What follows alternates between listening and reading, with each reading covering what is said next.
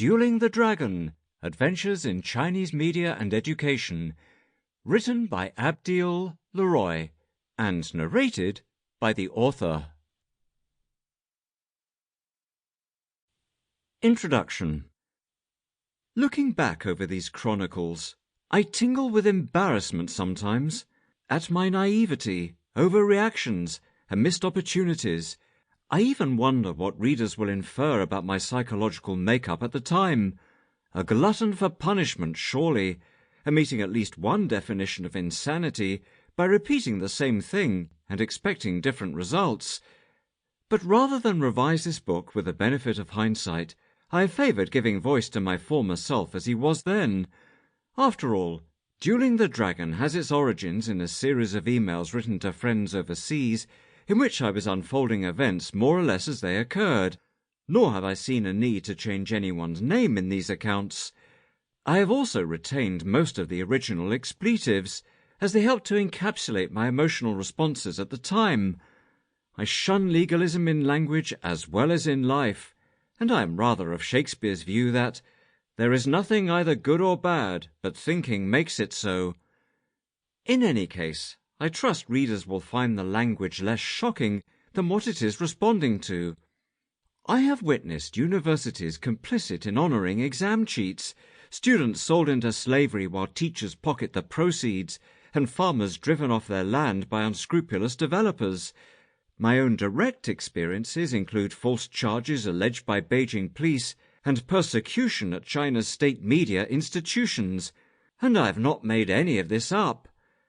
Yet from this nation of extremes, I also hope to offer some rays of light, including romantic encounters and moments of comedy, which brings me to the central theme of this book, reflected in both the title and the cover, that China is a nation of extreme contrasts. Though magical in all cultures, the dragon is generally regarded as a benevolent being in China and as a malevolent one in the West.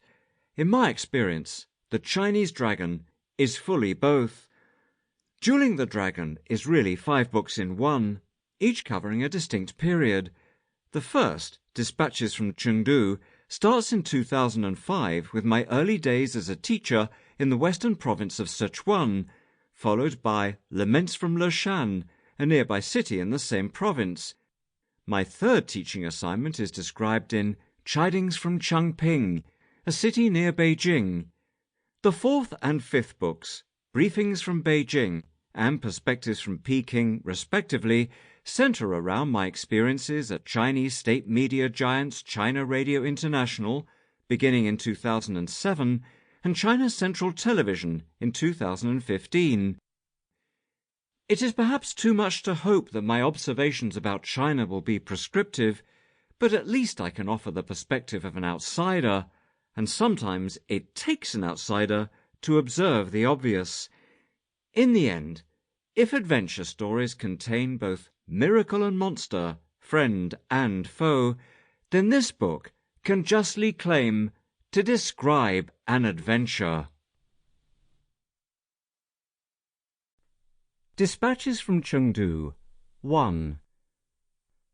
The floral designs on the sleeping bags seem too pretty for military field equipment, but then again the soldiers learning to fold them were far too lovely to be fighting any wars. I was on the campus of the Chengdu College of Film and Broadcasting, where squadrons of raven-haired beauties, clad in military camouflage, were undergoing their 2 weeks of compulsory military training before starting their first year at university. Shy giggles, coy glances, and simple phrases of English greeted my declaration that "you're all doing very well," and I was transported by their smiles alone. Were these fair damsels ever sent into battle, the mesmerized enemy would lay down their arms and raise up flags of a very different kind. The girls here are dazzling, and I can imagine the Creator, when he fashioned the Eves of this world, must have looked with a particularly tender and gracious eye on Chengdu, which has earned the reputation even among the Chinese for its captivating examples of womanhood. Speaking of Genesis, I am often charged with the sacred honour of assigning English names to students, for which I draw on Shakespeare, script. Sample complete. Ready to continue?